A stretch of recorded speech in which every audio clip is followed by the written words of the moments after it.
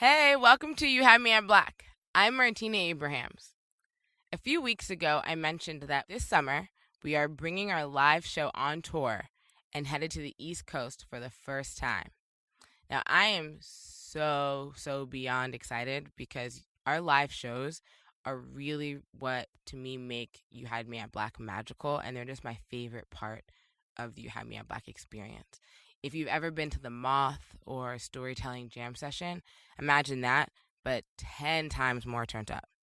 So imagine like drinks flowing, beautiful melanated people, just amazing positive vibes, good music. I mean, you might meet your bae there. I don't know. But I am so thrilled that we are able to go on tour this summer, and we are going to announce our first stop on our summer tour on our Instagram this Saturday. So if you are not already following us on Instagram, you should. You had me at black on Instagram. That's you had me period whatever at black. And on Saturday we'll be announcing the city, the date, the location, all that stuff, so you can mark your calendar and get ready, and you can learn when tickets will go on sale.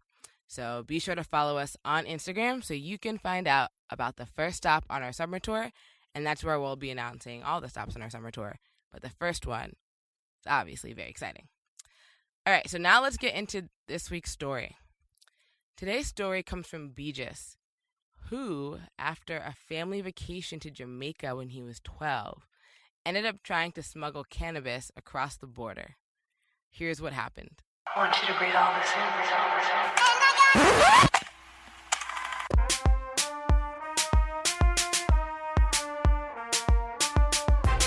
This is You Had Me at Black, the podcast where black millennials tell true life stories. Story begins, it's 1996. Yeah, I was 12 years old. I was super naive, you know what I mean? Like, I was just the type of kid that just liked to do simple things. Like, I didn't really care about going to school and studying. I just wanted to, like, have fun, like, go and explore and see new things. And in Jamaica, was there for my mother's wedding. It was, of course, my mom, my stepdad, stepbrother, my brother. A couple of days into the trip, my stepbrother at the time, who was 21, asked me, my cousin, and my brother in the hotel room if we want to smoke some weed. He comes to us like, hey, little niggas, y'all want to get high? And we're just like, I guess so. You know, my brother, of course, was more excited because he knew what weed was. So he's like, yeah, of course. I'm just like, yeah, let's do it. Didn't really know what weed was. First time ever doing it. I'm not feeling like I'm high. I know I'm feeling cool, you know what I'm saying? Because I'm like inhaling and exhaling this stuff, and I'm doing what I see in movies. But I'm not feeling any different than what's normal, what my normal mindset is at the time. I do know that I was fronting for my family. Like, I was acting crazy. Like, if you would have saw me, you would have think that I was drunk. And like, I'm bouncing from bed to bed, like super active and like screaming, and you know what I'm saying? My stepbrother is like, why the fuck did I let this little kid get high? Like, he's acting entirely too crazy, because I can tell that in his mind, he's thinking that he's gonna get caught. So fast forward a couple of days, me and my brother get the good idea to go and try to find some weed for us to buy for ourselves, right? So earlier in the trip, all the adults are telling us, no matter what, do not leave the resort. Like, if you want to leave the resort, you guys got to come and get us, because people out here they'll know you're not from here, and they'll know you, because you're from America, you have money, they'll try to rob you, and Lord knows what else, right? Of course, we don't give a damn about that shit. We thinking we're cool, gonna try to find some weed. So me and my brother set out. We sneak off the resort and head up the street to what would be the equivalent of like a flea market type of thing. So we're in the flea market, maybe, like 2 minutes, couple of steps or whatever, and my brother approaches this guy and asks him for some weed. again, I'm super naive, not really knowing what's going on. I'm just there tagging along, and I have extra money to add to the pot to buy this marijuana. It's a whole nother world because I don't know about buying weed. I don't know anything about it. So my brother, I believe he was like 10th grade. So at this time, it's like, high school. So, he's dibbled and dabbled in some weed. So he knows some terminology, I guess. So he's talking to the guy. He's asking him, like, we want to buy some weed. Like, do you know anybody that has any? So the guy's like, oh, yeah, of course, man. Come on, let's go. I'll take you to buy some.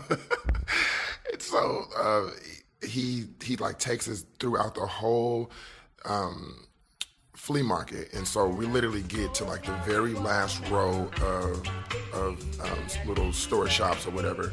And he goes into to the back of his little hut. Me and my brother are kind of like twiddling our thumbs, like, okay, what the fuck's about to happen? He comes out, bag of weed, gives it to my brother. My brother's like, we're set. We got some weed. We're going back to the hotel. We're good. Another crazy thing about being out there in Jamaica and on this resort is they let me buy a pipe by myself. And I'm telling you, I'm 12 years old, but I look 9. I look maybe 8 because I was like a late bloomer. So I looked way younger than I actually was, So I buy this like it's a wooden pipe, super decked out, like very detailed. And of course I have so much weed, I'm not smoking it like I'm not rolling big ass joints and going through this little bit that I had in a couple of days. So it's like maybe 4 days after, 3 or 4 at least, I'm running to my mom down in the lobby. And it was super funny because I know that my mom was high or drunk because I've never seen her face look the way that it looked. Like she bloodshot eyes, like she looked like she was high, right?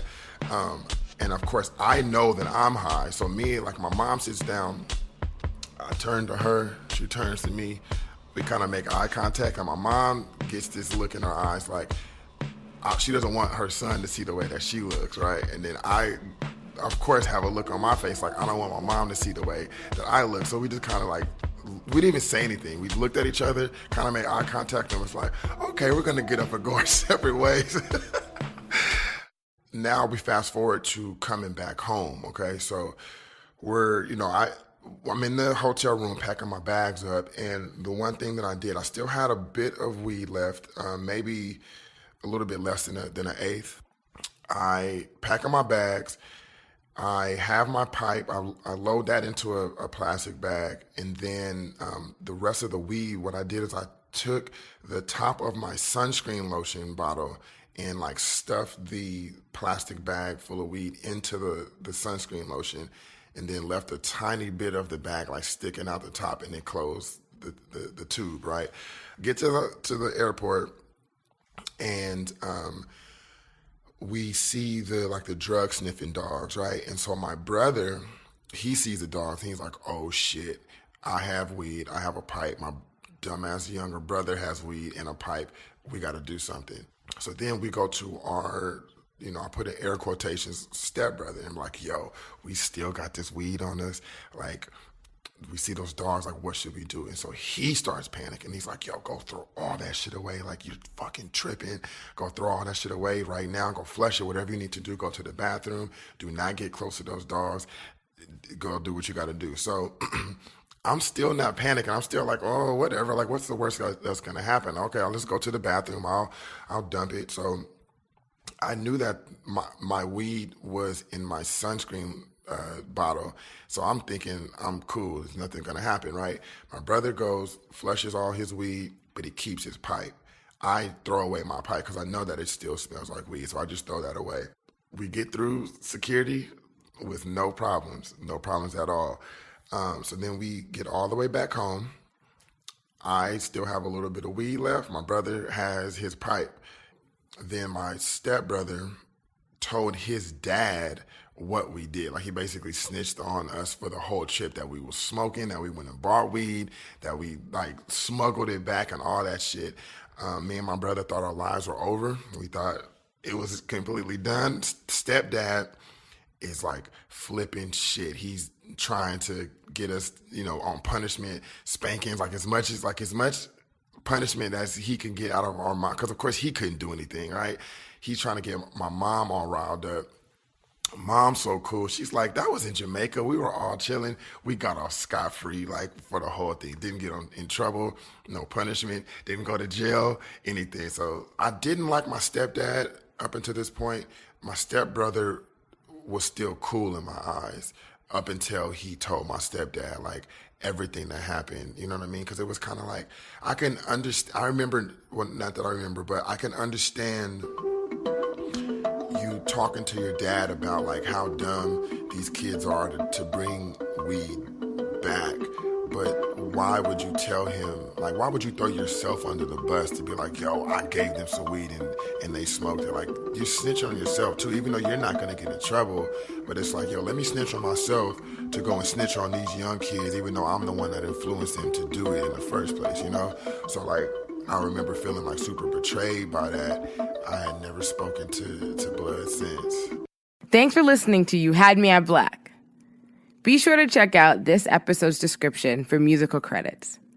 And if you like what you just heard, head to youhadmeatblack.com/B-side to subscribe to our newsletter and unlock access to exclusive videos, behind-the-scenes interviews, and specially curated music.